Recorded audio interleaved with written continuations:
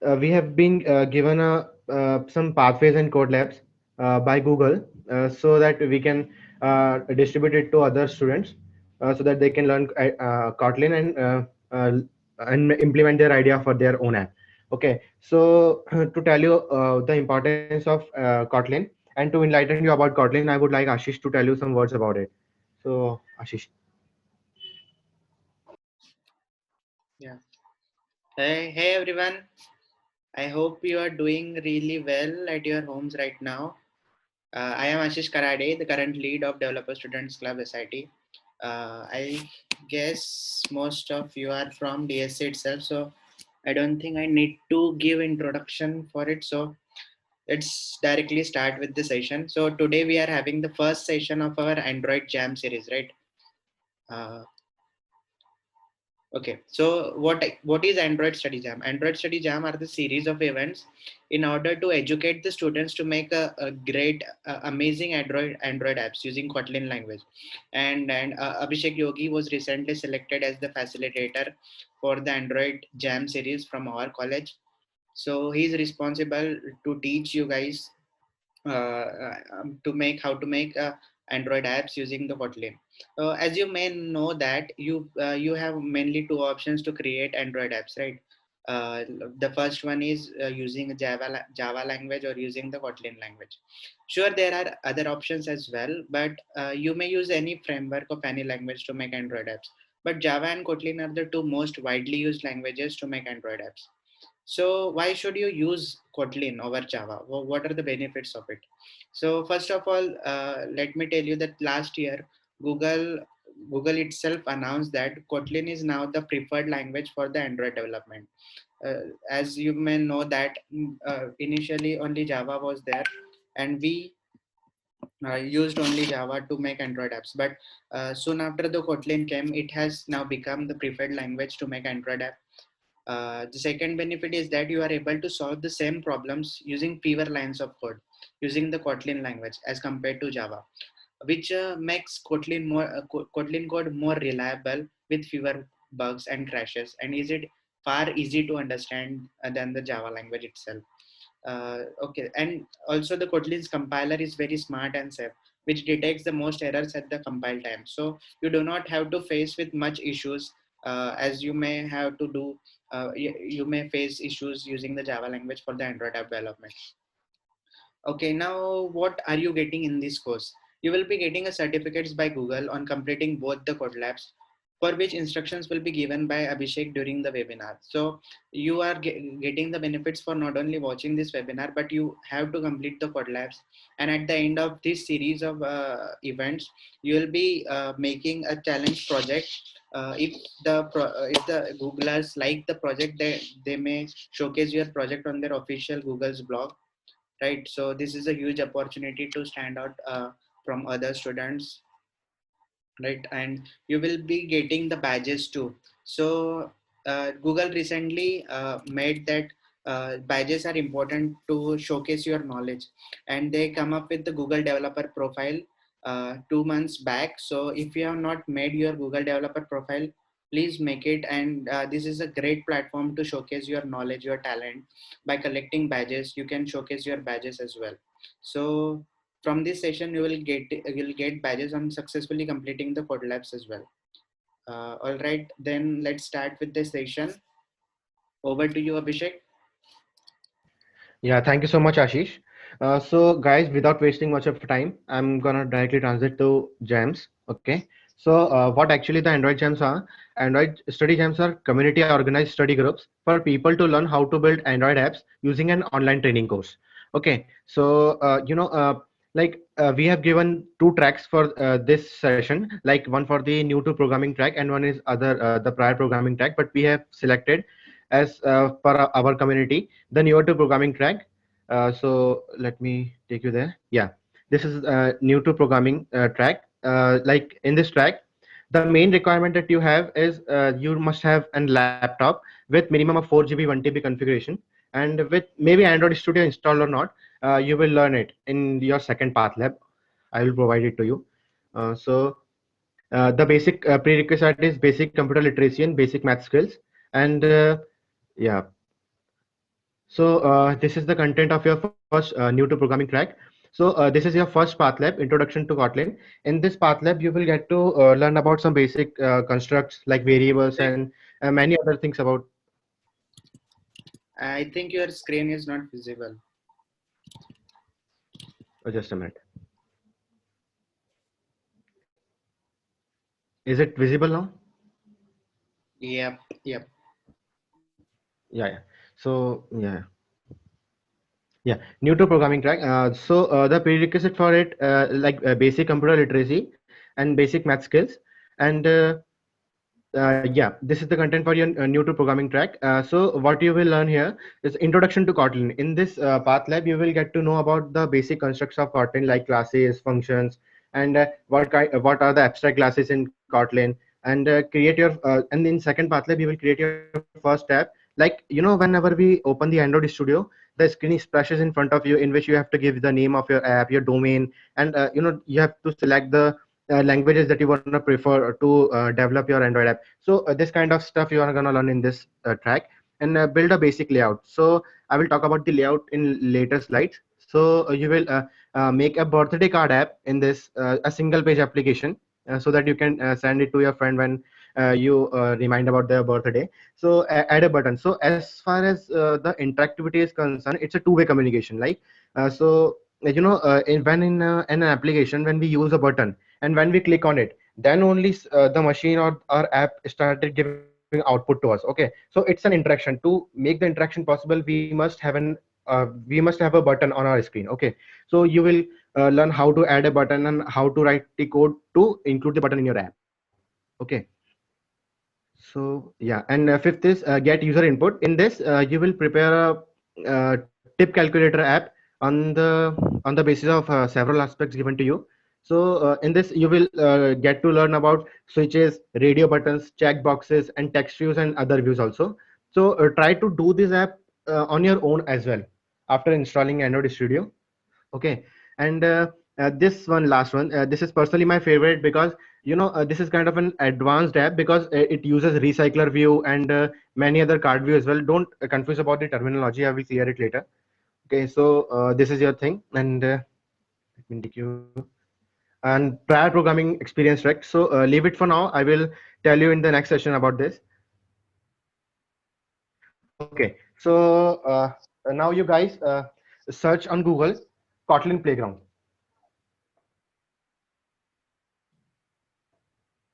Wait with me.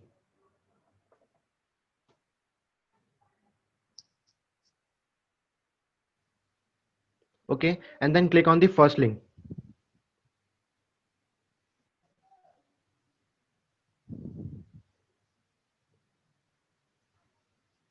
Is everybody done? Show me in comment box.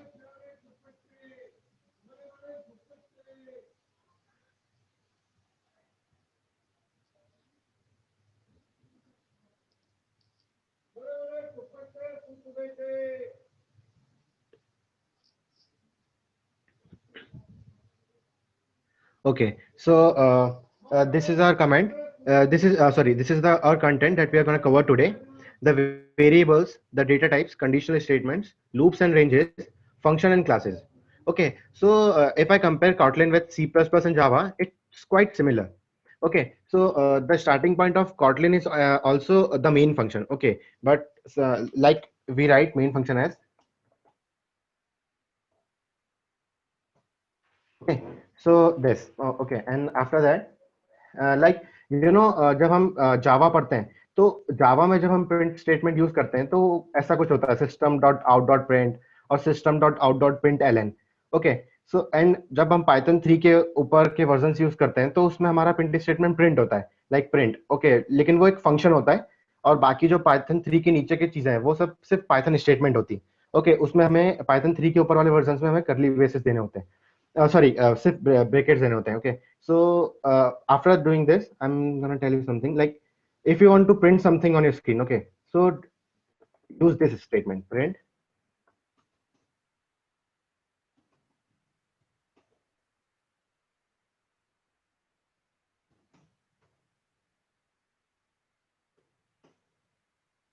Run it. Okay, so Kotlin सीखने के लिए आपको कोई सा भी अलग से एक प्लेटफॉर्म कोई रेडी करने के लिए जरूरत नहीं है, कुछ भी इंस्टॉल मत करना इंटेलिजे, अदरवाइज वो बहुत ज्यादा हैंग होगा। ओके, वो हैंग होता है अगर कॉन्फ़िगरेशन कम है ना लैपटॉप का, तो वो हैंग होगा। और एंड्रॉइड स्टूडियो के साथ अगर इंटेलिजे चला दिया तो your laptop is gonna back you just shut down. Okay, वो हो जाएगा, तो वो प्लीज वो इंस्टॉल मत करना, उसकी जगह पे कॉटलिन प्लेग्राउंड करना, प्रैक्टिस के लिए सबसे अच्छी चीज है ना। यहाँ पर आप पूरी तरीके से प्रैक्टिस कर सकते हो, है ना। और ये हो गया हमारा एक पहला स्टेटमेंट। और हम प्रिंट एक चीज और तरीके से कर सकते हैं, प्रिंट एलन। ओके, अगर मैं यहाँ पे प्रिंट एलन लगाऊंगा तो ये सेम चीज हो गई जावा जैसी। अगर मैं इसके बाद एक नेक्स्ट स्टेटमेंट डालूंगा, print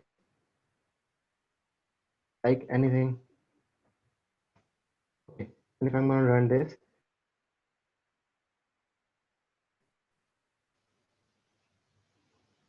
okay, so if I use किया है तो जो नेक्स्ट स्टेटमेंट आएगा ना, वो पहला स्टेटमेंट खत्म होने के नेक्स्ट लाइन पे आएगा।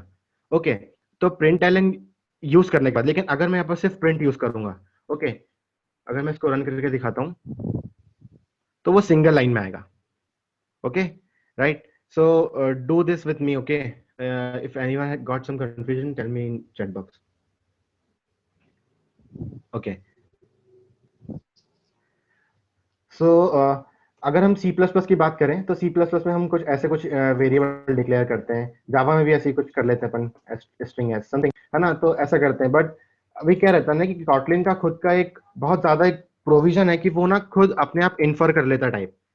ठीक है, वो बहुत स्ट्रांग उसका कंपाइलर है कि वो खुद ना खुद अपने आप में ही ना, अब जैसे अगर मैं ये चीज लिखूंगा var a is equal to 3, okay, तो हमें यहाँ पर इसका कुछ डेटा टाइप देने की जरूरत नहीं है, वो ऑलरेडी इन्फर कर लेगा कि it's kind of in type. Okay, और अगर मैं इसके आगे कुछ भी ऐसा लिख दूंगा लाइक 3 समथिंग समथिंग, तो वो समझ जाएगा कि ये लॉन्ग लॉन्ग इंट है। ओके, उसके पास डेटा टाइप होते हैं इंट, लॉन्ग, स्ट्रिंग, वो मैं आपको बताता हूँ कि कैसे हम उसको इंक्लूड करेंगे। ओके, ये हो गया। और स्ट्रिंग भी देनी हो तो फिर आप ऐसे दे सकते हो कुछ भी। ओके, कुछ भी जो भी मर्जी है, ठीक है, तो वो इन्फर कर लेगा। लेकिन अगर कंपाइलर या फिर किसी कोई दूसरा प्लेटफॉर्म यूज करते हैं ना, तो वहां पर प्रॉब्लम आता है कि डेटा टाइप वहां पर डालना पड़ता है। तो वो कैसे करते हैं, जब भी हमें डेटा टाइप डालना है तो वहां पर एक सिर्फ कॉलन यूज करना है और उसके आगे डेटा टाइप लिखना है उसका, लाइक इंट है तो with capital I, int, okay, is equal to 3। And if I gonna print this,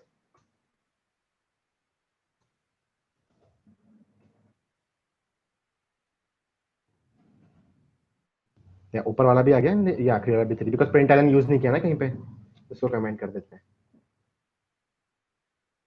ठीक है, ये हो गया। अभी दो चीजें होती हैं, वेरिएबल डिक्लेयर करने के बाद हमारे पास दो कीवर्ड होते हैं, एक होता है वेर और एक होता है वेल। ठीक है, हम लोग वेल कब यूज करते हैं, जब हमें पता होता है कि हम जो वेरिएबल डिक्लेयर कर रहे हैं वो कांस्टेंट टाइप में आएगा, लाइक उसकी वैल्यू कभी भी फ्यूचर में चेंज नहीं होने वाली है। ओके, तो अगर मैं यहाँ पर एक चीज लिखता हूँ, well b is equal to 4, okay, and उसके बाद मैं इसको प्रिंट करता हूँ, प्रिंट बी। ओके, तो यहाँ पर ये सही हो जाएगा, यहाँ पर ये प्रिंट होगा। ओके, या 4। ओके, अभी अगर मैं इसकी वैल्यू कहीं पे फ्यूचर उसमें सिनारियो में चेंज करता हूँ, like b equal to 5, and then उसके बाद मैं उसको प्रिंट करूंगा। ठीक है, तो यहाँ पर वेल कैन नॉट बी रीअसाइंड लिखा है, एरर है, वो बबल पे जाओगे तो यहाँ पर दिखाएगा वो val can not be reassigned, because val वो टाइप होता है जो हम चेंज नहीं करते हैं फ्यूचर बेसिस पे, वो एक कांस्टेंट चीज होती है, वो हमेशा फिक्स हो जाती है कि ये इस चीज की वैल्यू हमेशा यही रहने वाली है। ओके, सो इस तरीके से होगा ये वेल। और अगर मैं यहाँ पर इसकी वैल्यू अगर वैर कर दूं, वेल की जगह पे वैर कर दूं, तो अगर मैं अब रन करूंगा तो एरर नहीं देगा, वो बी की वैल्यू प्रिंट करेगा। ओके, इस तरीके से। तो ये चीज हो गई। वेल और वेर के बीच में कंफ्यूजन, कुछ कंफ्यूजन हो तो वहां पर लिखना मुझे कमेंट बॉक्स पे। सो यहाँ तक सब एक साथ चल रहे हैं ना, सब हो गया यहाँ तक, कमेंट बॉक्स में बताओ।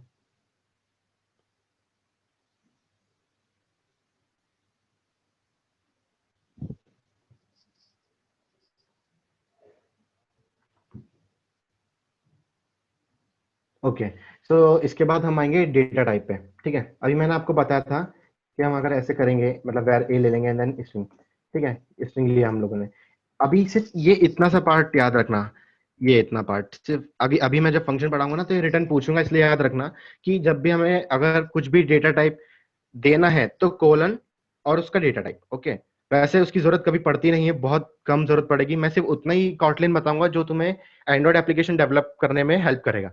इसके अलावा ये जो चीजें लिखी हुई है 6, इनके अलावा बहुत कम ऐसी चीजों की जो तुमको कंफ्यूजिंग लगेगी, और ये पढ़ाने के बाद ना कोड लैब्स भी जल्दी जल्दी होंगे, ठीक है। तो स्ट्रिंग ये ऐसा किया, एंड देन इसके बाद फिर अगर मैं, हाँ, डेटा टाइप मेरे बहुत सारे होते हैं इसके अंदर, int, long, short, byte and many others. Okay, जो भी हमारे पास सी प्लस प्लस में होते हैं ना, सारे होते हैं, बस सी प्लस प्लस में स्ट्रिंग के लिए हमें वो इंक्लूड करनी पड़ती है file. Okay, you all know this.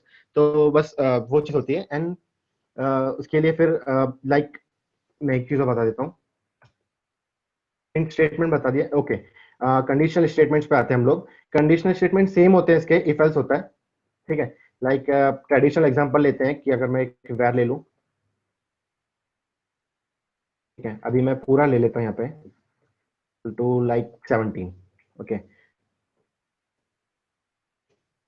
और इसके बाद मैं वो एलिजिबिलिटी चेक कर लेता हूँ कि वोट के लिए है कि नहीं एलिजिबल। ओके,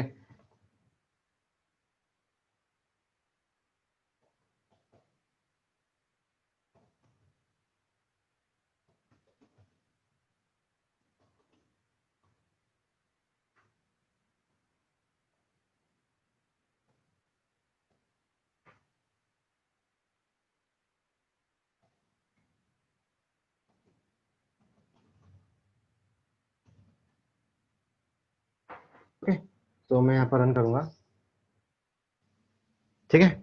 तो इस तरीके से अभी मैं आप लोगों को एक टास्क देता हूँ, आप लोगों को दो नंबर लेने हैं, ठीक है, ए और बी, ठीक है, और चेक करना है वो नंबर जो दोनों है इसी तरीके से लेना, वैर की तरह जैसे मैंने लिया ना पूरा। एक बार ट्राई कर लो करके, ठीक है। ए और बी एक नंबर होंगे, और इस इन दोनों को हमें चेक करना है कि वो दोनों नंबर 0 से ग्रेटर है कि नहीं। Okay, so you have 2 minutes for this, do it.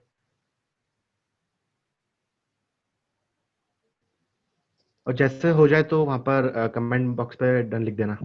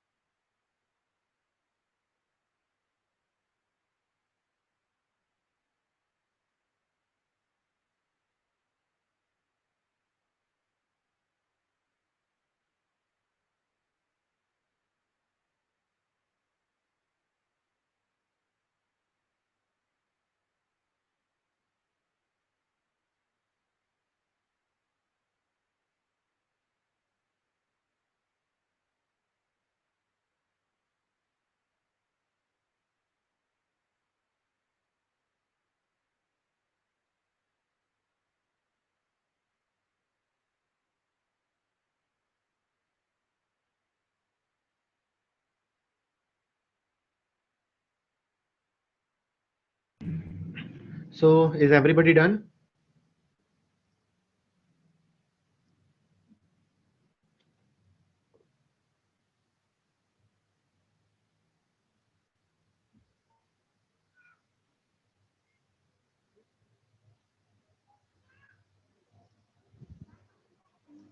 Okay, so okay, so shall I move further? Okay, so the next thing is loops and ranges. Okay, it's quite an interesting topic. I'm gonna remove this.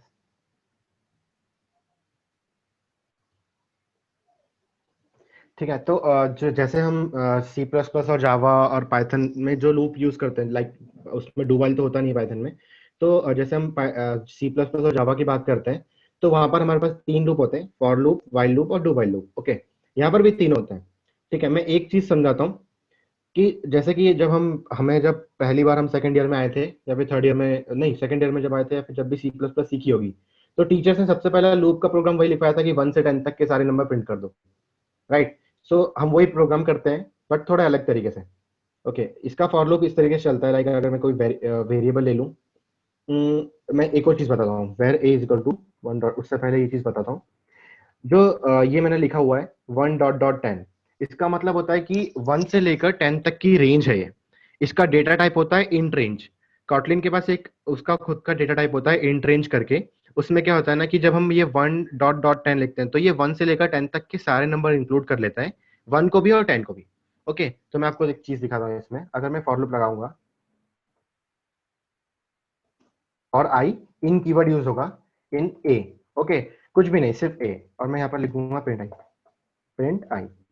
और इसको अगर मैं run करूंगा तो ये आ गया 1 से लेकर 10 तक के नंबर। अगर मैं इसको प्रिंट एल एन कर दूंगा तो ऐसे लाइन बाय लाइन ये आ गया 1 से लेकर 10 तक के नंबर।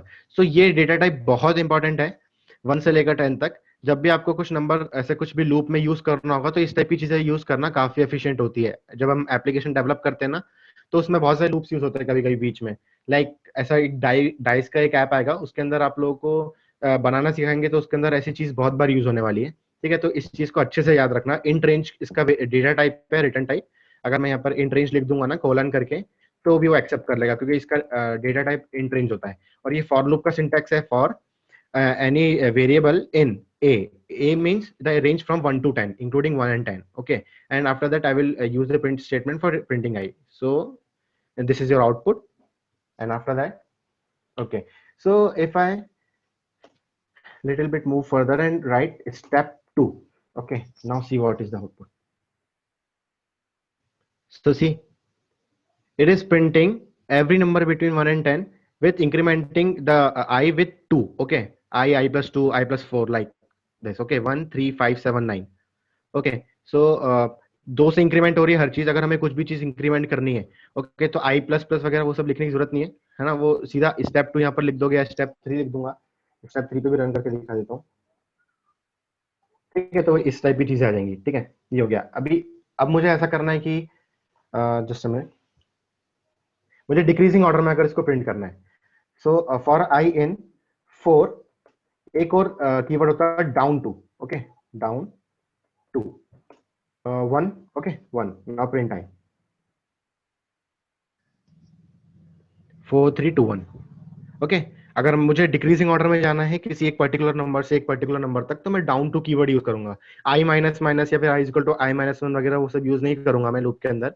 मल्टीपल स्टेटमेंट्स यूज होते हैं, स्पेस कॉम्प्लेक्सिटी बढ़ती है, उससे बेटर है कि मैं यहीं पर लिख दूं उसको 4 डाउन टू 1।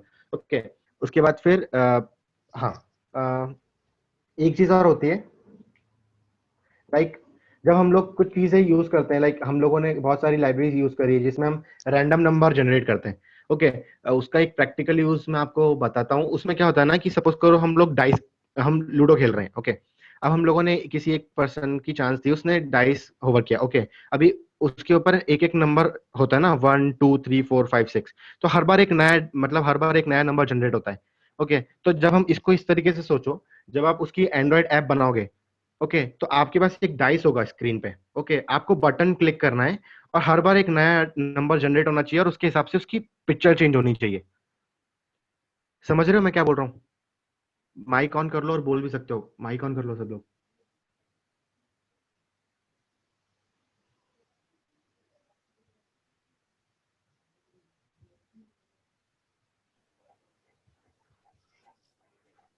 ये समझ गया। है ना? तो जो जैसे हम जब डाइस का ऐप बनाएंगे तो मतलब अभी आप लोगों को इसमें आएगा वो ऐप बनाने के लिए, डाइस ऐप। ओके, तो उसमें हर बार एक नया रैंडम नंबर जनरेट करना होता है। ठीक है, तो हम लोग क्या करते हैं फिर, जैसे जावा में करना है तो इंपोर्ट रैंडम नंबर, है ना, वो सब चीजें लाइब्रेरी इंपोर्ट करते हैं। और फिर अगर पाइथन में करना रहता है तो rand dot rand and, okay, rand normal वगैरह वो सब चीजें यूज करते हैं पाइथन में। बस यहाँ पर कुछ इंक्लूड करने की जरूरत नहीं है क्योंकि इसके पास इनबिल्ट होती है वो लाइब्रेरी। ठीक है, तो वो जैसे हम लोग चीजें यूज करते हैं ना, जैसे कीवर्ड्स वगैरह, वैसे ही यूज करता है रैंडम को भी। तो अगर मैं यहाँ पर लिखूंगा ए डॉट रैंडम एंड इसको प्रिंट करना पड़ेगा, जैसे मैं करके दिखाता हूँ प्रिंट, कि ए की रेंज क्या है 1 to 10। ठीक है, अभी हम आउटपुट देखते हैं क्या आएगा। 7। Okay, output is 7। Now again I if I run it, तो आउटपुट आ गया 3। मतलब हर बार वो रैंडम नंबर जनरेट कर रहा है। तो ये चीज याद रखना है, ए डॉट रैंडम, मतलब ए जो रहता है वो इंट रेंज टाइप का है, उस रेंज के बीच में हम सारे रैंडम नंबर जनरेट करते हैं। ठीक है, अगर मैं इसको लूप के अंदर लगा दूंगा तो 1 से लेकर 10 तक के वो हर बार जितनी बार रन होगा उतनी बार अलग अलग नंबर वो इनफाइनाइट लूप में चले जाएगा। ओके, वो कंटिन्यूसली जनरेट करता जाएगा, क्योंकि उसके पास 1 से 10 के बीच में हर बार 2 2 बहुत बार करेगा ना वो जनरेट, इसलिए। ओके, तो ये चीज याद रखना, ये आपको उसमें डाइस वाले ऐप में काम आएगा। ओके, एंड ये हुआ। ओके, इसके बाद मैं फंक्शन यूज करता हूँ। तो फंक्शन के लिए मैं आपको वो एडिशन वाली प्रोग्राम बता देता हूँ एक बार। ठीक है, फंक्शन जब हम लिखते हैं तो उसके लिए कीवर्ड होता है fun, उसका नाम, फंक्शन का नेम कुछ भी ले लो, लाइक एबीसी। ओके, अब ये हमने फंक्शन क्लोज किया। ये अब जब हम सी प्लस प्लस में करते हैं या फिर जावा में यूज करते हैं फंक्शन, तो अगर हमें रिटर्न लिखना होता है तो हम यहाँ पर लिख देते हैं, यहाँ पर जस्ट मिनट, यहाँ पर हम लिख देते हैं इंट, या फिर हम लिख देते हैं वॉइड, कुछ भी लिख देते हैं ना, या फिर स्ट्रिंग, या फिर वेक्टर भी कभी कभी हैकर रैंक यूज करोगे तो उसके अंदर वेक्टर रिटर्न करता है वो। ओके, तो यहाँ पर, तो हमें यहाँ पर अगर रिटर्न टाइप देनी है कि मेरा फंक्शन कुछ रिटर्न करेगा। ओके, अभी मैं यहाँ पर सम ले रहा था तो मैं इसका नाम भी सम ही रख देता हूँ। Okay, just sum. अगर मुझे रिटर्न टाइप देना है तो मैंने अभी हाल आप लोगों को बताया था कि रिटर्न टाइप कैसे देते हैं। कमेंट सेक्शन में कोई लिख के दो कि हमने रिटर्न टाइप कैसे दिया था किसी वेरिएबल को, उसका डेटा टाइप कैसे स्पेसिफाई किया था।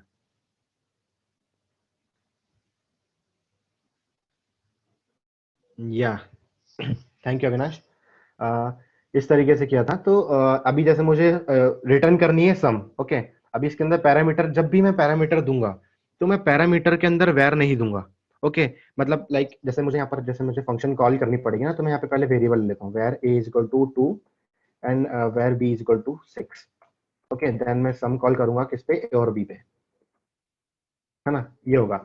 अब जब मैं यहाँ पर सम कॉल करता हूँ ना, तो कॉटलिन क्या करता है ना कि ये जो सम है, ये वाला जो फंक्शन, ये हम यहीं पर कॉल कर रहे हैं ना, तो इसी जगह पे वो इसका वेरिएबल का जो टाइप इसने इन्फर किया था ना कि ये इंट है और ये भी इंट है, तो उसको यहीं पर पता लग जाता है। तो उसके कारण हमें यहाँ पर इसके अंदर देने की जरूरत नहीं है कि वो वेरिएबल वापस दे, हम कुछ नया वेरिएबल बनाए। ओके, अगर आप यहाँ पर कुछ भी लिखोगे ना, लाइक सी लिखोगे और यहाँ पर उसका डेटा टाइप लिखोगे इंट। ओके, यहाँ पर लिखोगे डी, यहाँ पर लिखोगे इंट, है ना, इस तरीके से लिखना है। मुझे यहाँ पर वेरिएबल डिक्लेयर करने की जरूरत नहीं है। ओके, तो उससे वो स्पेस बचाता है उसकी। ओके, वो ऑटोमेटिकली उसको पता लग जाता है कि यहाँ पर कोई वेरिएबल आने वाला है, वो int टाइप का है। बट यहाँ पर बस हमें int टाइप देना है, बट वेरिएबल नहीं दिखाना है, क्योंकि अगर यहाँ पर पैरामीटर दिया है तो उसको यहाँ पर पता लग चुका है ऑलरेडी।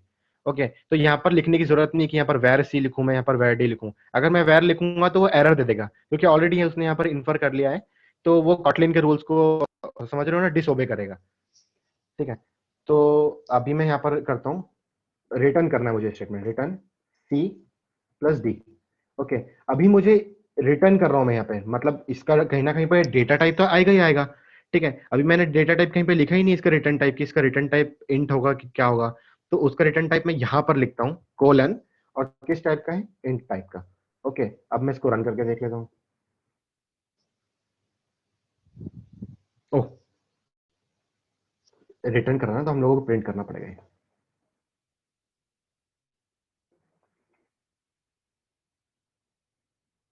आ गया 8, 6 + 2 8। ठीक है, 6 + 2 8, ये चीज आ गई आप लोगों को समझ में। अभी मैं आपको ना एक इंटरेस्टिंग टास्क देने वाला हूँ, मुझे याद दिलाना क्लासेस के बाद। ठीक है, ये क्लासेस समझाऊंगा उसके बाद। ओके, तो ये मेरा हो गया सम ए प्लस बी। इस यहाँ पर रिटर्न टाइप देने के लिए मुझे यहाँ पे हमेशा ये चीज याद रखनी, कोलन और उसका रिटर्न डेटा टाइप। ओके, और सम जो है वो फंक्शन है उसकी, और मुझे फंक्शन के अंदर वेरिएबल डिक्लेयर नहीं करने, क्योंकि उसको यहाँ पर पता लग गया है कि वेरिएबल आने ही वाला है वहां पे। ओके, तो मुझे यहाँ पर डिक्लेयर करने की जरूरत नहीं है, सिर्फ रिटर्न टाइप स्पेसिफाई करना है। ओके, और अगर कुछ भी रिटर्न करना है तो उसका डेटा टाइप इस तरीके से। ओके, अभी इसके बाद नेक्स्ट स्टेटमेंट, चलो हम लोग एक कैलकुलेटर बनाते हैं। ठीक है, नॉट एग्जैक्टली कैलकुलेटर, क्योंकि इसमें एक चीज का पता लग जाएगी आपको कि कंडीशनल स्टेटमेंट में एक चीज छोड़ी थी मैंने, वो एक अच्छी सी चीज है, मैं बता रहा हूँ, 1 मिनट। तो हम यहाँ पर लिख लेते हैं फंक्शन मेन। ओके, अभी क्या रहता है ना कि सी प्लस प्लस और जावा जब पढ़ते हैं, ठीक है, तो उसमें स्विच केसेस होता है। ओके, यहाँ पर स्विच केस नहीं होता। अब स्विच केस में हम क्या करते हैं कि स्विच केस का जो पैरामीटर हम पास करते हैं वो कैरेक्टर और इन टाइप का होता है ना, ये तो हमें पता ही है कि जब हम स्विच केस के अंदर जो पैरामीटर पास करते हैं वो कैरेक्टर या फिर इन टाइप का होता है, फिर हम उसके लिए स्विच लिखते हैं, देन हर एक के लिए प्रिंट स्टेटमेंट लिखते हैं। यहाँ पर भी ऐसे कुछ होता है, चलो देखते हैं। ठीक है, अभी एक वेरिएबल लेता हूँ मैं, वैर ए, इस तरीके से वेरिएबल लिया, इज इक्वल टू कुछ भी ले लेते हैं 4, है ना, यहाँ पर मैं लेता हूँ var b is equal to 6। Okay, अभी दो नंबर है, अब तीसरी चीज की क्या जरूरत है, ऑपरेटर। तो एक वेर लूंगा, operator is equal to string plus. Okay, अभी एक स्टेटमेंट होता है वैन करके। ओके, हमें अगर मैं यहाँ पर a is equal to 4, b is equal to 6 या फिर यहाँ प्लस नहीं दूंगा ना, अगर मैंने कहीं पे भी कुछ भी छोड़ दिया, लाइक मैंने उसको इनिशियलाइज नहीं किया, बस इतना ही छोड़ दिया, तो हमें कॉटलिन एरर देगा, क्योंकि उसने उस वेरिएबल का टाइप इन्फर नहीं किया है। वो वेरिएबल का टाइप इन्फर कैसे करता है, जो जिस टाइप की वैल्यू हम उसको देते हैं उस टाइप की वैल्यू वो इन्फर करता है कि इस टाइप का मेरा डेटा टाइप इस वेरिएबल के लिए आएगा।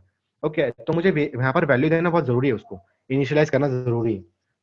ओके, और OP is equal to operator. ठीक है, यहाँ पर अब मैं जाऊंगा वैन फंक्शन लिखता हूँ यहाँ पे। ठीक है, स्विच केस की तरह काम करेगा, है ना। हम क्या पास करते हैं यहाँ पे, कैरेक्टर या फिर इंट। ओके, तो यहाँ पर हम क्या पास कर रहे हैं, ओपी। वैसे स्ट्रिंग है वो, बट फिर भी ऐसा समझ लो। ठीक है, ओपी। तो अब ऑपरेटर क्या क्या हो सकते हैं मेरे, प्लस, माइनस, मल्टीप्लीकेशन, डिवीजन। ठीक है, प्लस।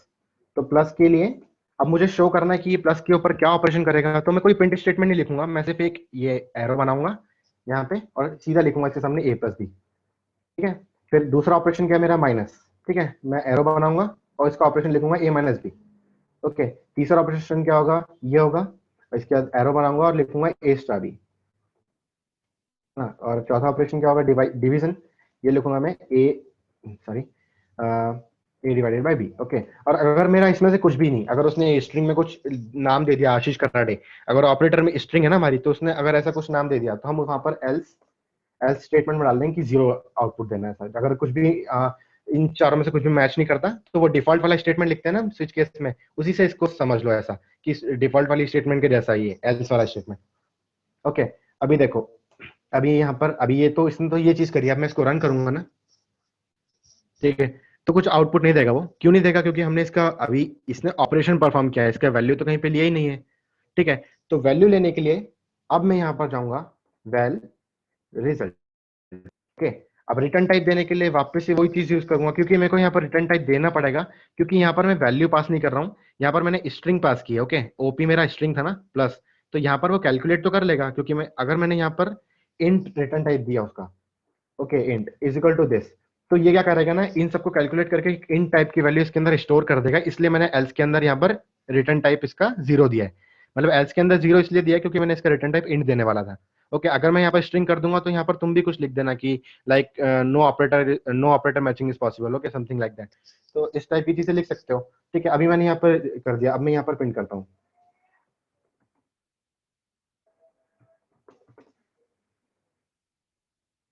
एक और अच्छी चीज बची है, वो बताता हूँ। रन होगा कि नहीं देखते हैं। हो गया, 6 + 5, और ऑपरेटर मैंने यहाँ पे क्या दिया था, प्लस। अब मैं यहाँ पे ऑपरेटर चेंज करता हूँ ये, और इसको रन करता हूँ, ये आ गया 30। ओके, तो रिजल्ट तो अपना सही सेट दे रहा है वो। ठीक है, तो अपना ये सब सही हो रहा है। अब मैं आप लोगों को एक टास्क देता हूँ। ठीक है ना।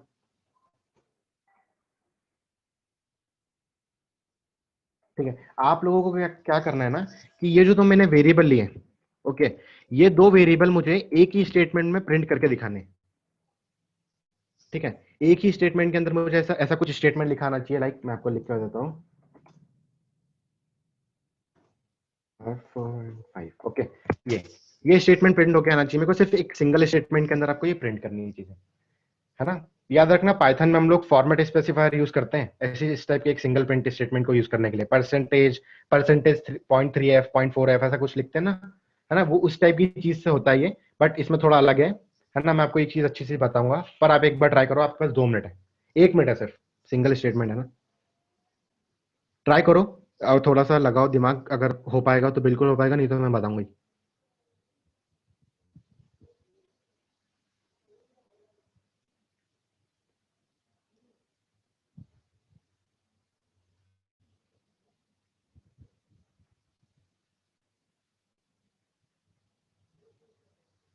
अगर किसी का आंसर आता है तो वो कमेंट बॉक्स में लिख देना, क्योंकि सिंगल प्रिंट स्टेटमेंट तो लिख सकते हो।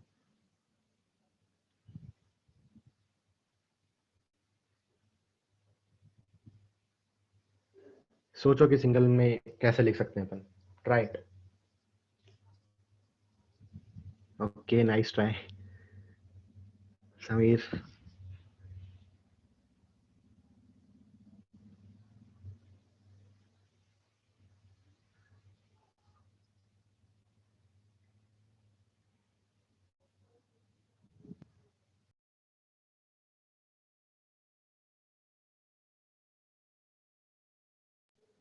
Nice, Avinash.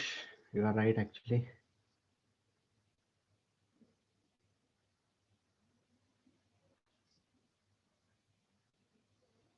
ओके, सो मैं बताता हूँ अब कि उसको प्रिंट कैसे करना है।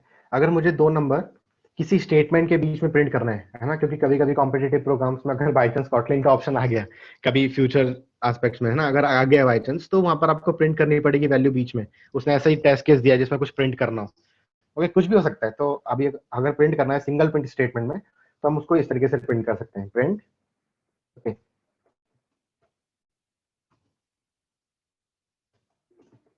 Okay, the numbers are. इसके बाद हम यूज करेंगे डॉलर साइन। ओके, और आप इसका सिंटेक्स ना भूलो। इसके लिए याद रखना, जैसे ही डॉलर साइन बनाओगे उसके साथ करली ब्रैकेट्स बना देना। ठीक है, करली ब्रैकेट्स बना देना। वापस थोड़ा सा आगे गए, एंड लिखेंगे, वापस से डॉलर साइन, और डॉलर साइन के साथ आता है हमारा करली ब्रैकेट। ओके, अभी करली ब्रैकेट के अंदर हम क्या लिखेंगे, हमारे दोनों वेरिएबल। हमारा पहला वेरिएबल क्या था, ए।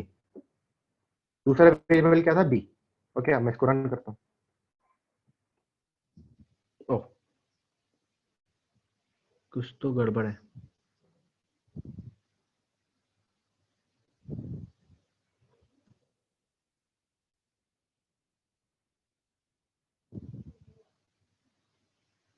अनक्लोज्ड कमेंट, कमेंट ही डिलीट कर देते।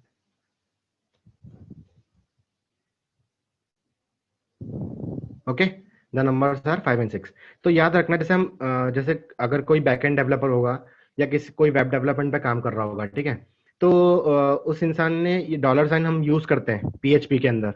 ओके, वो वेरिएबल को रेफर करने के लिए। तो यहाँ पर भी वही चीज कर रहा है। डॉलर डॉलर साइन क्या कर रहा है, जो इसके करली ब्रैकेट के अंदर जो वेरिएबल लिखा हुआ है ना, उसके ऊपर उसका रेफरेंस लेके जा रहा है। लाइक यहाँ पर ए है, तो यहाँ पर वो ए के पास रेफरेंस लेके गया। ओके, लाइक डॉलर के अंदर यहाँ पर बी है, तो यहाँ पर वो बी के पास रेफरेंस लेके गया, उसका वैल्यू उठाया, बी के यहाँ पर पुट किया, एंड देन उसने प्रिंट स्टेटमेंट को एग्जीक्यूट किया एक साथ। इसका प्रोसीजर यही होता है। ओके, तो ये उसको पीएचपी वाली चीज से यूज कर सकते हो आप, कि हम पीएचपी में जब यूज करते हैं डॉलर साइन, तो वो इको और वो सब चीजें यूज करते हैं ना, आपको मालूम ही होगा, तो रेफर करने के लिए चीज होती है वो। ओके, तो ये होती है हमारी प्रिंट स्टेटमेंट, है ना। मैं फंक्शंस हो गया था हमारा। अभी मैं एक टास्क देता हूँ अच्छा सा।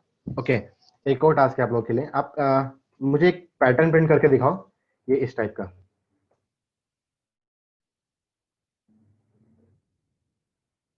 इसका हो जाएगा, वो कमेंट बॉक्स में लिख के देना, क्योंकि छोटा सी कोड होगा आई थिंक। ओके, ये पैटर्न प्रिंट करके दिखाओ बस, ये स्टार वाला सिर्फ। ओके, आपके पास 3 मिनट है, 41 हो रहे, 43 तक का टाइम है। ओके, और जिसका हो जाएगा वो कमेंट सेक्शन में मुझे कोड कॉपी पेस्ट कर देना।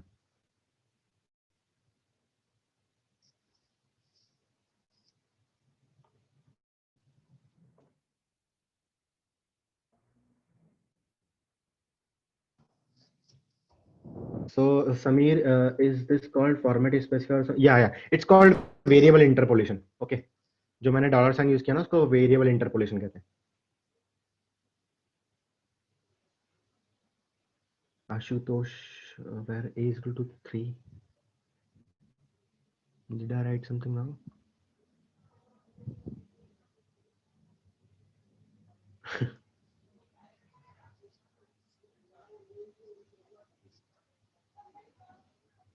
वो जो प्रिंट, ये मुझे पैटर्न चाहिए, ये वाला, ये 3 स्टार उसके नीचे 2 स्टार उसके नीचे 1 स्टार। ओके, इस टाइप का स्टेटमेंट और क्लियर कर देता हूँ। वो कमेंट के कारण हो सकता है गड़बड़ हो गई हो। ये पैटर्न है, ये प्रिंट करनी है। फिर मैं इसको प्रिंट करने का एक बहुत इजी तरीका बताऊंगा, वो काफी अच्छा लगेगा। ओके, जिसका हो जाए वो फटाफट, 1 मिनट और बचा है।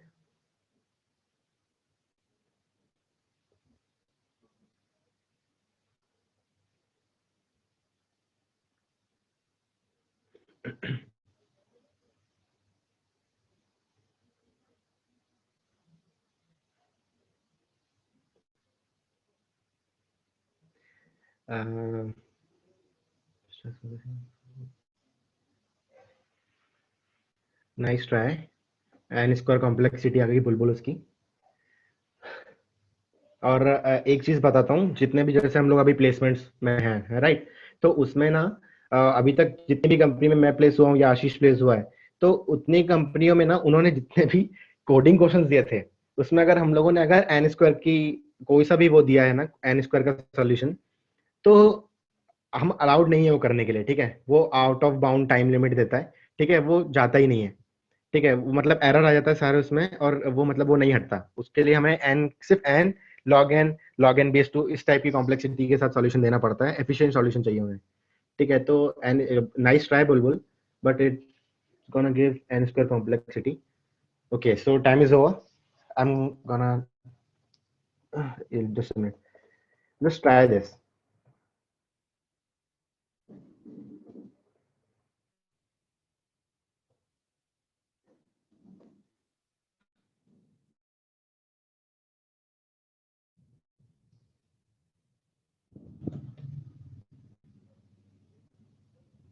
Yeah, this is my output. Okay, so it's a single line statement. It's a single line statement. आपको जो मैंने प्रिंट करने के लिए बोला था वो सिंगल लाइन स्टेटमेंट में आ चुका है, ठीक है, तो ये उसका सिर्फ इतना सही सॉल्यूशन है उसका, कोई डबल लूप कुछ फॉर लूप वगैरह कुछ लगाने की जरूरत नहीं है, जस्ट छोटा सा दिमाग लगाना है कि वो जो मैंने पैटर्न बोला उसको इस तरीके से प्रिंट करते हैं। ओके, बस इतना सही था, ये अच्छा चैलेंज था थोड़ा सा, ठीक है, इसके बाद मैं एक चीज पे आता हूँ, क्लासेस। ओके, तो क्लासेस हम सभी को पता है, यूजर डिफाइंड डेटा टाइप होता है, मेंबर फंक्शंस होते हैं, डेटा मेंबर्स होते हैं, उनके बीच में इनकैप्सुलेशन दिखाता है, वो सब ठीक है, ठीक है, बट क्लास क्या करता है ना, क्लास एक एक हम जो चीज, जो कॉमन टाइप ऑफ ऑब्जेक्ट्स होते हैं, लाइक लाइक एनिमल्स ले लेते हैं, ठीक है, तो डॉग और कैट दोनों एनिमल्स हैं, दोनों की प्रॉपर्टी सेम ही ना, मतलब एनिमल्स ही एग्जिबिट करते हैं, चार पांव हैं उनके, ठीक है, तो है वो एक ही टाइप की चीज, तो इनका जो ब्लूप्रिंट होता है, मतलब जो कॉमन बिहेवियर होता है ना, वो हमारा क्लास दिखाता है, लाइक चार पांव, ठीक है, दो आंखें, डॉग के पास भी है, कैट के पास भी है, ओके, तो एक ये मैं क्लास बना दूंगा जिसके अंदर मैं ये बिहेवियर डाल दूंगा, like 4 legs and 2 eyes, okay, और उसके अगर मैं दो ऑब्जेक्ट बनाऊं, एक बनाऊं कैट और एक बनाऊं डॉग, तो दोनों के पास सिमिलर काइंड ऑफ बिहेवियर रहेगा ना, तो ये होता है क्लास और ये होता है उसका ऑब्जेक्ट, तो डॉग और कैट वो है इसके ऑब्जेक्ट, और उनका जो कॉमन बिहेवियर दिखा रहा है उसे हम कहते हैं क्लास। ओके, मैं दिखाता हूँ एक चीज, अभी जैसे मैं यहाँ पर क्लास लिखता हूँ, ठीक है, जब हम सी प्लस प्लस और उसमें जावा में लिखते हैं तो हम क्लास लिखते हैं, क्लास का नेम लिखते हैं, कुछ भी लिख लो, लाइक लैम्प लिख लो, okay? अब मैं यहाँ पर जाऊंगा, अभी देखो हम लोग कंस्ट्रक्टर जब पास करते हैं तो हम जैसे सी प्लस प्लस में करते हैं तो लैम्प यहाँ पे, फिर इसका कंस्ट्रक्टर कुछ भी दे देते हैं ना, राइट, इस टाइप की चीजें करते हैं, बट यहाँ पर अगर हमें कंस्ट्रक्टर पास करना है ना, तो थोड़ा सा अजीब होता है ये, कि जब हम वेरिएबल डिक्लेयर करते हैं ना, तो हमें यहाँ पर ब्रेकेट्स बना के यहाँ पर देना पड़ता है, ओके, ब्रेकेट्स बनाओ और यहाँ पर कुछ भी उसको इनिशियलाइजेशन दो, कुछ भी दो, ठीक है, ब्रेकेट्स बना के, ठीक है, बट इस वाले एग्जांपल में मैं इतना कुछ बताऊंगा नहीं, क्योंकि जब आप कोड लैब करोगे ना, तो आपको खुद ही समझ में आ जाएगा कि क्लास हम क्यों यूज कर रहे हैं और एब्स्ट्रैक्ट क्लासेस क्यों यूज करते हैं, क्योंकि जैसे एब्स्ट्रैक्ट क्लास के बारे में बताऊं, तो हम जब यूज करते हैं हैश इंक्लूड stdio है ना, कुछ भी यूज करते हैं, तो हम जब वो हेडर फाइल यूज करते हैं तो हम सिर्फ यूज कर रहे हैं, हमें उसकी इम्प्लीमेंटेशन से कोई लेना देना नहीं है कि वो कहाँ पर सेव है या फिर उसमें क्या हो रहा है हेडर फाइल के अंदर। Do anyone know how to make a header file?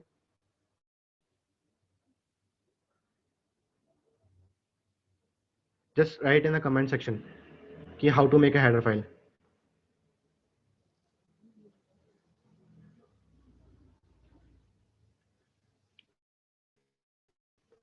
Okay, so आज ना एक बार ट्राई करना सी प्लस प्लस में करना, क्योंकि मेरे को उसका सी प्लस प्लस में वो चीज करोगे तो क्या होता है ना, कि एक नोट पैड पे कोई सा भी कोड लिखना, ठीक है, कुछ भी लिखना, लाइक सम का लिख लेना एक कोड, ठीक है, और उसके बाद फिर उस वाली notepad file co dot H नाम से सेव करना, कहीं पे भी सेव करना, उसको कॉपी करना, और जहाँ पे सी प्लस प्लस का रूट डायरेक्टरी होता है ना तुम्हारा, जहाँ पे सी प्लस प्लस के सारे फाइल सेव होते हैं, उसमें एक बिन फोल्डर होता है ना, उसी के अंदर तुम्हें एड्रेस या फिर बिन फोल्डर के अंदर ही अगर तुम उसको पेस्ट करोगे ना, तो वो चीज उसको वापस सेव करके, अब देखो मेरे इसमें मैंने डायरेक्टली यूज किया था तो वो नहीं चला था, बस ट्राई करके देखना एक बार चलता है कि नहीं, फिर रीस्टार्ट करना लैपटॉप और वापस उसको यूज करना, टर्बो सी में काम करेगा पूरी तरीके से, और यूज करके देखना वो आपकी हेडर फाइल बन जाएगी, ठीक है, फिर उसको कभी भी यूज कर लेना सम के लिए या किसी भी चीज के लिए, ओके, तो ये ट्राई करना। तो ये मुझे पता है कि, और आपको पता है कि हम लोग हेडर फाइल इस तरीके से बनाते हैं और कहीं पे रखी हुई है, बट जब हम इंक्लूड करते हैं hash include bits s t t c plus plus dot h, अगर हम वो यूज करते हैं तो उसका इम्प्लीमेंटेशन आज तक किसी को नहीं पता है, बट उसके अंदर सारे एल्गोरिदम कंटेनर सब कुछ है उसके अंदर, ओके, बट हम डायरेक्टली यूज करते हैं, ठीक है, तो वो क्या करता है ना, डेटा एब्स्ट्रैक्ट करता है, हमें सिर्फ उतनी इन्फॉर्मेशन देता है जो हमें यूज करनी है, पीछे की इम्प्लीमेंटेशन से कोई लेना देना नहीं है, ठीक है, तो जिस चीज से लेना देना होता है हम सिर्फ वही यूज करते हैं, तो उसको, इस प्रॉपर्टी को हम कहते हैं डेटा एब्स्ट्रैक्शन। वो हमें सिर्फ यूज करने के लिए प्रोविजन देता है। ओके, तो ये होता है डेटा एब्स्ट्रैक्शन। तो अब हम जब सी प्लस प्लस में एब्स्ट्रैक्शन की बात करते हैं, तो एब्स्ट्रैक्शन उसका, डेटा एब्स्ट्रैक्शन मतलब pure virtual function. Okay, pure virtual function is मतलब virtual function is equal to zero. तो वैसे वर्चुअल प्योर वर्चुअल फंक्शन बनता है। यहाँ पर भी ऐसी एब्स्ट्रैक्ट क्लास बनती है, बट वहां पर हम इनहेरिटेंस का मुझे एग्जैक्टली आइडिया नहीं, क्योंकि बहुत पहले पढ़ा था, तो उसका आइडिया नहीं है। बट यहाँ पर अगर हमें एब्स्ट्रैक्ट क्लास को इनहेरिट करना है या फिर उसके फीचर्स को इम्प्लीमेंटेशन देनी है, ठीक है, तो यहाँ पर मैं ना ओपन कीवर्ड का यूज करता हूँ। ओके, ओपन कीवर्ड का। और जब मैं ओपन कीवर्ड, जैसे कोई ओपन क्लास और एब्स्ट्रैक्ट क्लास का कुछ भी नाम, ठीक है, और उसके फीचर्स इसके अंदर, ठीक है, और उसके मेंबर फंक्शंस भी इसके अंदर, तो अभी उसका हम ऑब्जेक्ट तो बना नहीं सकते। मतलब हमें एब्स्ट्रैक्ट क्लास का, मतलब एब्स्ट्रैक्ट क्लास का ऑब्जेक्ट नहीं बनता। तो एब्स्ट्रैक्ट क्लास की हर एक चीज का इंप्लीमेंटेशन देने के लिए हमें एक नई क्लास बनानी पड़ेगी, उसके अंदर फंक्शंस बनाने पड़ेंगे, और उसके थ्रू हम इसके फंक्शन इंप्लीमेंट करेंगे। तो मतलब मुझे इस क्लास को इनहेरिट तो करना ही पड़ेगा कहीं ना कहीं, ठीक है, तो इनहेरिट करनी पड़ेगी ना, तो जब मुझे उसके आगे ओपन कीवर्ड लगाना पड़ेगा। ओके, अगर मैंने ओपन कीवर्ड लगाया तो ही मैं उस क्लास को एक्सटेंड कर सकता हूँ, मतलब इनहेरिट कर सकता हूँ। ओके, जैसे, और ये सिमिलर उसी चीज की तरह है जैसे हम जावा में इंटरफेस यूज करते हैं। जावा में जब इंटरफेस यूज करते हैं ना, तो इंटरफेस भी वही होता है, एब्स्ट्रैक्ट क्लास। ठीक है, वो चीज क्या, वो भी उसके अंदर फंक्शन और डेटा मेंबर्स डिक्लेयर करता है, और उसका इंप्लीमेंटेशन देने के लिए दूसरी क्लास बनाई जाती है। ठीक है, तो ये सेम चीज है। तो अभी मैं आपको एक छोटा सा क्लास का एग्जांपल दिखाता हूँ। तो कुछ भी नाम ले लेते हैं, वेयर इज ऑन। ओके, अब ये मेरा किस टाइप का, बुलियन टाइप का ले लेता हूँ मैं। ठीक है, बुलियन टाइप का वेरिएबल ले लिया, मतलब मेरे को इनिशियलाइज करना ही पड़ेगा। Okay, if false.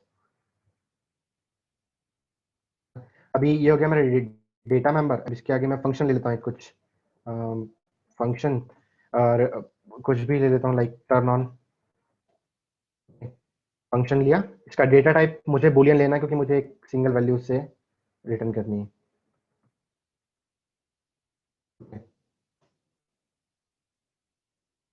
Okay, this. और अगर मैं दूसरा फंक्शन लेता हूँ, एक और टर्न ऑफ करके ले लेता हूँ, ये भी मेरा बुलियन टाइप का ही रहेगा।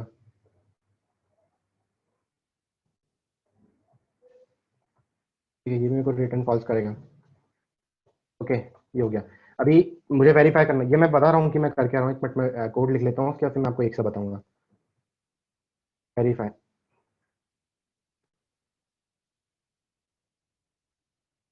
ओके, अभी इसके अंदर मैं वेरीफाई करूंगा कि मेरी लैंप चालू है कि नहीं। ओके, तो like if turn on.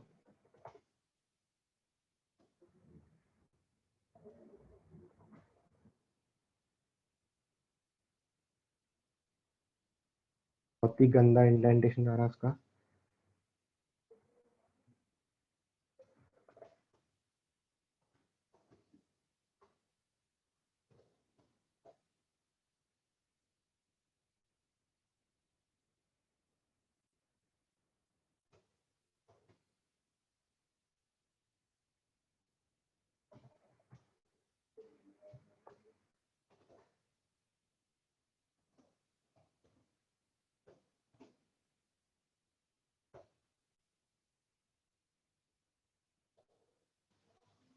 Okay,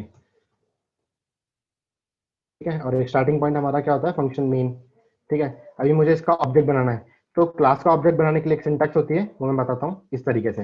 where lamp one को हम एल वन ले लेते हैं, is equal to like lamp. Okay, lamp हमारी क्लास की इस तरीके से। ये देखो, मैंने अभी हाल आपको बताया था कि जब हम इसका कंस्ट्रक्टर कॉल करते हैं, तो ये कॉल होता है ना, यही कॉल होता है। तो जब इसका ऑब्जेक्ट हम बनाते हैं, ये जावा जैसा है, कि जावा में भी जब हम क्लास कॉल करते हैं तो इसी तरीके से कॉल करते हैं ना। ठीक है, तो ये डिफॉल्ट कंस्ट्रक्टर है, क्योंकि इसके अंदर कुछ भी पैरामीटर्स वगैरह कुछ नहीं है। तो ये तो पता ही होगा ना हम लोग को, जब हम सी प्लस प्लस पढ़ते हैं, कि जब हम कंस्ट्रक्टर कॉल करते हैं, अगर कुछ भी नहीं होता तो by default compiler default constructor call करता है। ओके, बाय डिफॉल्ट करता है। और अगर एक चीज और याद रखना, ये बाद में प्लेसमेंट के समय पे एमसीक्यू आ जाएगा एग्जाम में, कि अगर ये इससे अलग है थोड़ा सा, मतलब कि जैसे आपके पास एक कंस्ट्रक्टर दिया रहेगा, एक प्रोग्राम दिया रहेगा, तो उसके अंदर पैरामीटराइज कंस्ट्रक्टर कॉल किया रहेगा। ठीक है, और फिर वो क्वेश्चन में पूछ लेगा कि डिफॉल्ट कंस्ट्रक्टर यहाँ पर होगा कि नहीं होगा। तो ऑब्वियसली नहीं होगा, क्योंकि अगर हम अपने ही तरफ से कोई सा भी कंस्ट्रक्टर देते हैं, तो वो डिफॉल्ट कंस्ट्रक्टर वाली प्रोविजन खत्म हो जाती है, जो कंपाइलर इनबिल्ट देता है। ठीक है, ओके, तो ये हमारा हो गया। अब हम इसके ऊपर फंक्शन कॉल करते हैं, L1 dot turn off turn off था ना? हाँ,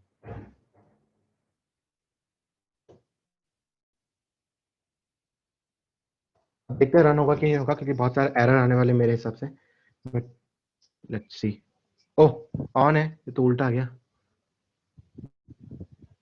हाँ, क्योंकि यहाँ पर मैंने फॉल्स दिया था ना, बट एक मिनट, टर्न ऑफ उल्टा आ गया, कुछ तो गड़बड़ है।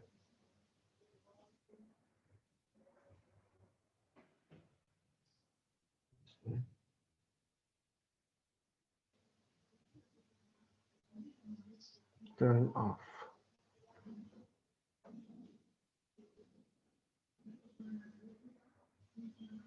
ओके, वो एक ही आउटपुट दे रहा है, पता नहीं क्यों दे रहा है। तो कुछ ना कुछ तो मैंने कहीं ना कहीं गड़बड़ की होगी, बट ये आप लोग एक बार ट्राई करना, अगर आप लोगों से बेटर तरीके से बने वो तो ठीक है। कहीं ना कहीं तो कुछ तो गड़बड़ की है, ठीक है। तो जब मिलेगा तो समझाऊंगा। ठीक है, ये हो गई मेरी क्लास के लिए, ये आज के सारे टॉपिक मैंने आपके लिए कवर किए, ठीक है। और इसी तरीके से पूरा क्लास का रहेगा, मतलब क्लास में अगर आप कभी भी कंस्ट्रक्टर कॉल करोगे तो ये चीज इसके साथ, अगर आपको कंस्ट्रक्ट करना तो यहाँ पर कुछ भी ए करके फिर उसका रिटर्न टाइप देके कुछ भी आप कुछ भी कर सकते हो कंस्ट्रक्टर के लिए, ठीक है। और ये इसके वेरिएबल्स हैं, है ना। और टर्न ऑन ये उसके फंक्शंस हैं, हमें फंक्शंस देना है तो इस तरीके से देंगे, ठीक है। ये दो फंक्शंस इसके फंक्शन मेंबर फंक्शंस हो गए। इसके बाद ऑब्जेक्ट बनाने के लिए मैं एक वेर से यूज करूंगा एक L1, है ना। और उसको हम इस तरीके से देंगे ताकि वो डिफॉल्ट कंस्ट्रक्टर कॉल कर ले ऑटोमेटिकली, ठीक है। और इस तरीके से जाएगा। जस्ट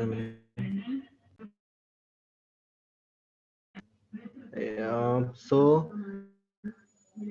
हाँ, तो अभी आज का इसका कंटेंट तो खत्म होता है। अब मैं आपको एक बार उसके तरफ लेके जाता हूँ, जस्ट अ मिनट, कि वो मुझे करना क्या है। अब जो कोड लैब्स मैं आपको देने वाला हूँ, मैं आपको न्यू टू प्रोग्रामिंग ट्रैक का वो देने वाला हूँ, तो आप लोग just a minute। तो जो न्यू टू प्रोग्रामिंग ट्रैक की लिंक शेयर करूंगा, मैं प्रायर की नहीं करूंगा, क्योंकि आप लोगों में से बहुत लोगों को बहुत कुछ आता है, ओके। तो आप लोग वो छोड़ के फिर आगे की चीजें करने लग जाओगे कंटिन्यूएशन में, तो वो अच्छा नहीं रहेगा, ठीक है। और एक कंडीशन बताता हूँ मैं, अगर आप लोगों ने दोनों चीज कंप्लीट की है ना, प्रायर टू प्रोग्रामिंग ट्रैक और new to programming track, then only I can give you certificates, okay. उसके पहले सिर्फ आप बैजेस लोगे, हर एक उसमें आपको डेवलपर प्रोफाइल पे बैजेस आ जाएंगे। डेवलपर प्रोफाइल कैसे यूज कर रही है और क्या यूज होता है उसका, वो आशीष आप लोगों को बता देगा थोड़ी देर में, ठीक है। और डेवलपर प्रोफाइल कहाँ कहाँ पे यूज आती है, रेज्यूमे पे तो बहुत ज्यादा यूज आएगी, लिंक्डइन पे बिल्कुल ऐसा फ्लॉन्ट कर देना, ठीक है। और बाकी चीजें मैं बता देता हूँ, ये रहा, ठीक है।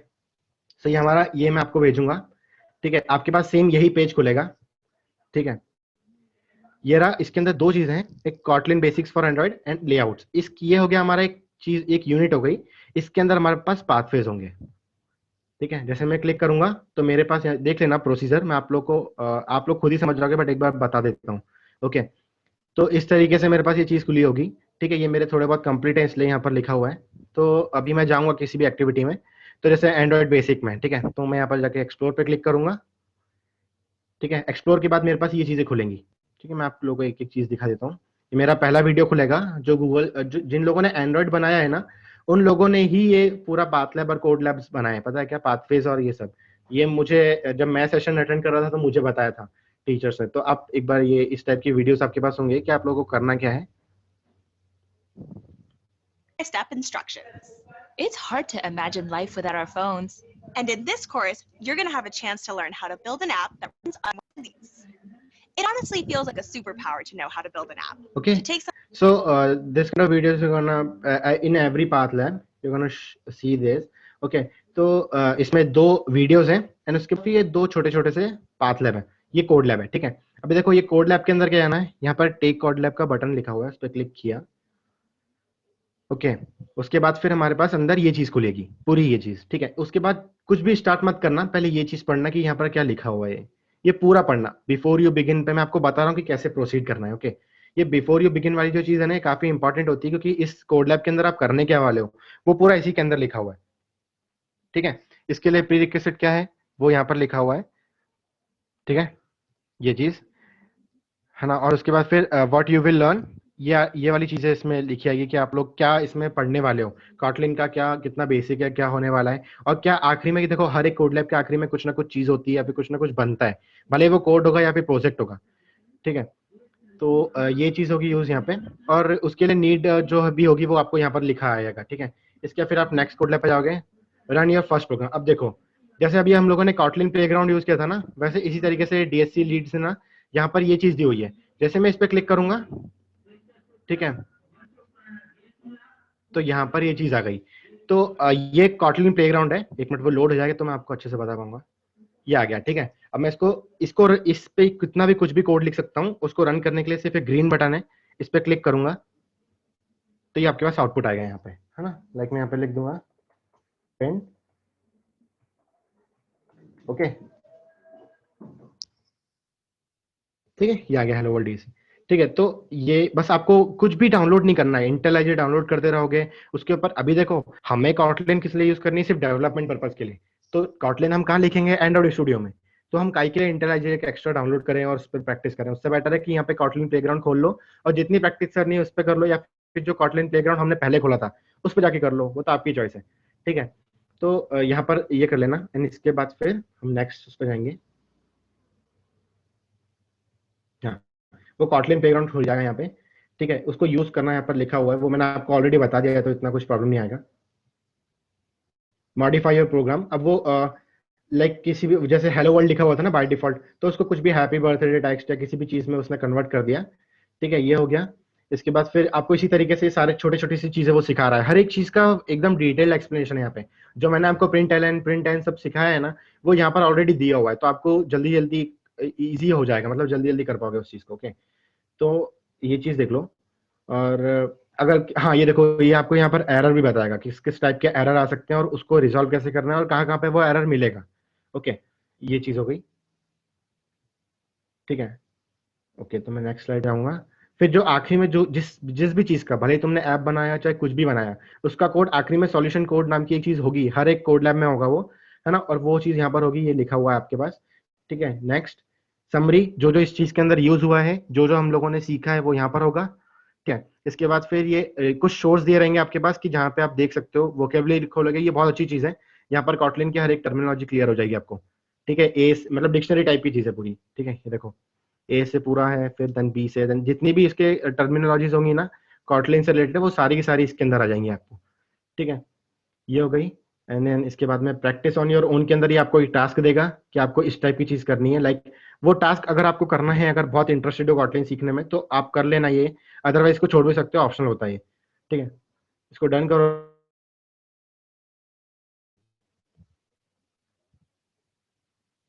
इसको डन करने के बाद इसी तरीके से एक और आपके पास कोड लैब होगा यहाँ पर, ठीक है।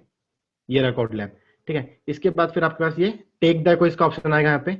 ये क्विज जैसे कंप्लीट करोगे पाथवे के साथ, ठीक है, तो आपको बैच मिल जाएगा। लाइक जैसे यहाँ पर चीजें दी हुई है, ट्राई करता हूँ, मैंने भी किया है कि नहीं पता नहीं, बट देखते हैं। व्हाट इज द प्रोग्राम, क्या होता है इसका, क्या हो सकता है इसका आंसर, क्या होगा, ये होगा क्या, राइट, है ना। अभी सेकंड वाला, हेलो,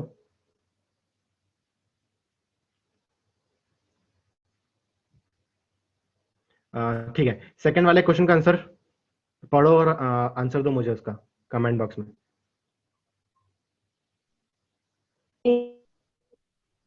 ओके, ठीक है। अभी सेकंड वाला देखो ध्यान से, चेक बॉक्स है, मतलब मल्टीपल ऑप्शन सही है। तो थर्ड वाला क्वेश्चन पढ़ो और मुझे आंसर बताओ उसका।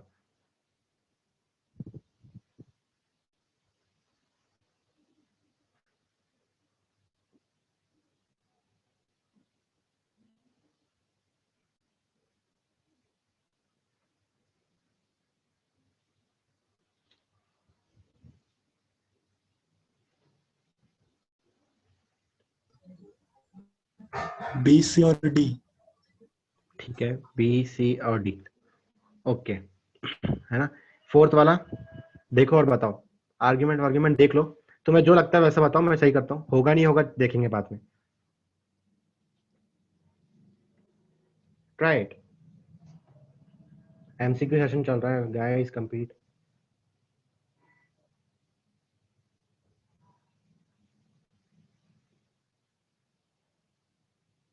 To line of text.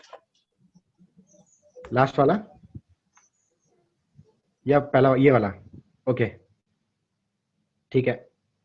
How would you modify the main function, अब देखो यार,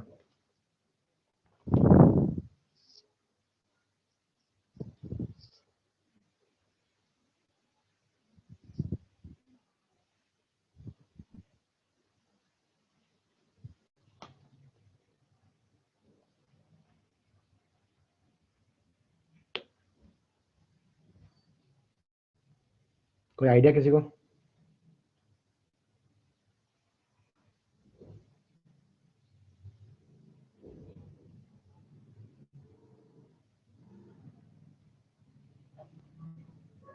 Val cannot be changed. Yup. So क्या मैं आंसर कौन सा टिक So करूं, you आप लोग वो should बताओ। leave the code as it is. D, okay D. Okay okay, ठीक है, ये लास्ट क्वेश्चन, सोचो और बताओ। मैं इसको थोड़ा आगे कर देता हूँ, इतना ही है।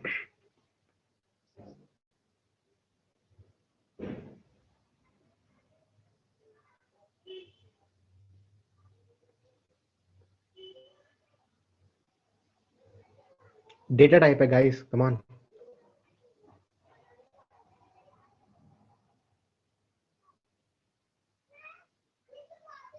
A. Okay, submit and search कर देता हूँ। अभी देख लेते हैं स्कोर क्या हुआ। 4 आउट ऑफ 6, ठीक है, मतलब हम लोग पास नहीं कर पाए। ठीक है, एटलीस्ट कम से कम 6 में से 5 आने चाहिए। एक गलत चलता है, बट बाकी सारे सही चलते हैं। ठीक है, leave the code as it is. Okay, ठीक है, आपने बोला था कि जो वैल होता है वो चेंज नहीं हो सकता है। ठीक है, तो उसने क्वेश्चन क्या बोला है, इसको मॉडिफाई करना है। ठीक है, हमें इसको फ्यूचर में यहाँ पे कहीं पे कुछ ऐसा लाइन नहीं लिखनी कि जिसमें एज की वैल्यू चेंज हो, हमें यहीं पर चेंज करना है। यहाँ पर 24 और 5 की जगह पे क्या डालें हम कि वो 6 लेयर Correct का एक option और C. C. या ऑप्शन बी। हाँ C. सी आएगा। C. मैं वापस, ओके, तो वापस कर लेते हैं हम एक बार। ठीक है, फटाफट फटाफट, तो एक बार वो बैच दिख जाएगा कि कैसा दिखता है, तो अच्छा लगेगा देख के। ओके, इसका क्या था, ये था।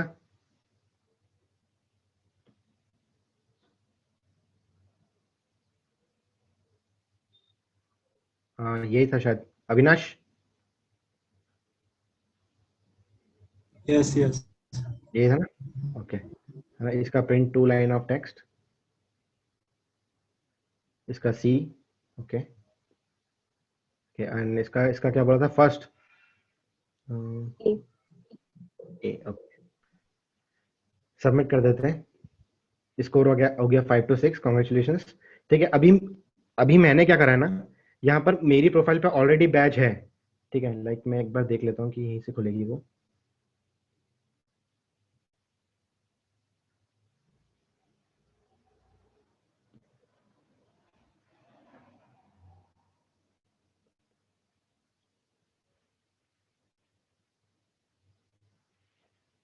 ओके, तो मैंने ऑलरेडी क्विज पास किया था, तो मुझे इसका बैज ऑलरेडी मिल चुका है। तो जब आप जैसे ही डेवलपर प्रोफाइल बनाओगे ना, देखो साइन इन करना है।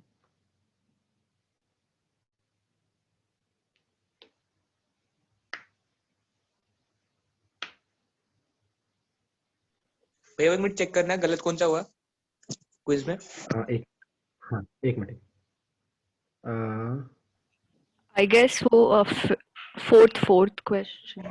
नहीं, ये थर्ड वाला क्वेश्चन गलत है, पार्शियली Oh. करेक्ट है वो। हाँ, it is even called to print और println होना चाहिए शायद. Yeah, वो DB था ना.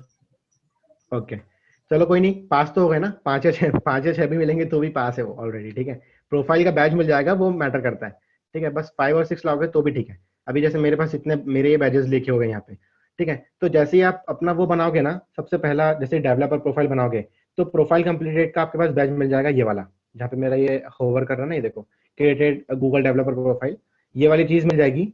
इसके बाद ये जैसे ही आप ये पहला वो कंप्लीट करोगे, जैसे ही वो ये बनेगा ना, उसके अगले सेशन में ये वाला बन जाएगा, एंड्रॉइड स्टडी जेम्स पार्टिसिपेंट। इसको आप लिंक्डइन पर शेयर कर देना, काफी अच्छा रहेगा। तो ये सारी चीजें जो है ये एक एक, जैसे मैंने आपको ये बताया। ओके, मैं इसको क्लोज करता हूँ। ठीक है, जैसे मैं पीछे जाऊंगा यहाँ पर, है ना, ये हो गया मेरा। जैसे ये मेरा पहला पाथवे था। ठीक है, मेरे पहले पाथवे के अंदर दो कोड लैब्स थे और 2 वीडियोस थे। ओके, आपने वो कंप्लीट किया। यहाँ पर आपकी जैसे आप यहाँ पर साइन इन का ऑप्शन आता है, अगर मेरा यहाँ पे ऑलरेडी लॉग्ड इन है, तो जैसे आपका साइन इन का ऑप्शन आएगा, जैसे करोगे तो ये आपकी जो प्रोसेस है ना, जो आपका प्रोसेस है वो ट्रैक करने लग जाएगा यहाँ पे, कितना परसेंट आपने कंप्लीट किया है नॉल। ठीक है, तो वो चीज रहेगी, और उसके बाद फिर ये आपने कंप्लीट कर ही लिया है। ठीक है, और इसी तरीके से फिर आप सारे कोड लैब्स कंप्लीट करते रहना। ठीक है, जितने भी उसके अंदर कोड लैब्स, हर एक कोड लैब कंप्लीट करने के बाद एक बैच मिलेगा। हाँ ये रहा। ठीक है, ये सारे पाथवे है हमारे पास। इसी तरह ये हमने पहला पाथवे इतनी जल्दी कंप्लीट कर लिया है। आप थोड़ा थोड़ा पढ़ोगे धीरे धीरे तो आपको 1 या 1.5 घंटा लग जाएगा। तो ये एक दिन में कर लेना, एक दिन में भी करने बैठोगे तो और जल्दी हो जाएगा, थोड़ा थोड़ा भी करने बैठोगे तो भी जल्दी हो जाएगा। ठीक है, इसी तरीके से ये आपका ये 4 पाथवे कंप्लीट होंगे यूनिट 1 के। ठीक है, इसको कंप्लीट करने के लिए 3 या 4 दिन लगेंगे, 2 या 3 दिन में भी आप कर सकते हो अगर ढंग से अगर बैठ जाओ उसको करने के लिए। और ये आपका यूनिट 2 है, इसका सेशन मैं आपको नेक्स्ट उसमें लूंगा, जब तक आप यूनिट 1 पूरी कंप्लीट करके रखना। ठीक है, इसके अंदर लेआउट्स, स्क्रोलेबल लिस्ट, रिसाइकलर व्यू का कोड एक एक लाइन में पूरा समझाऊंगा आप लोगों को। ठीक है, इसी तरीके से तो आप जब तक यूनिट 1 का जितना भी पार्ट है ना, वो जो 4 पाथवेज हैं वो कंप्लीट करना, 4 के बैजेस कर लेना कंप्लीट। ठीक है, बैजेस लेके रखना, क्योंकि जब आखिरी में जब मैं सर्टिफिकेट दूंगा ना, अगर आपने प्रायर टू प्रोग्रामिंग ट्रैक कर लिया होगा तो मैं उसके बाद ना आप लोग को सर्टिफिकेट जब दूंगा तो मुझे इसके स्क्रीनशॉट चाहिए होंगे। ठीक है, तो ये सब में 100% दिखना चाहिए, वो एक भी खाली मत छोड़ना। ठीक है, सब कुछ पढ़ना, क्योंकि इंटरेस्टिंग है, वो पढ़ोगे तो अच्छा लगेगा। ओके, सो ठीक है, किसी कुछ डाउट है किसी बारे में?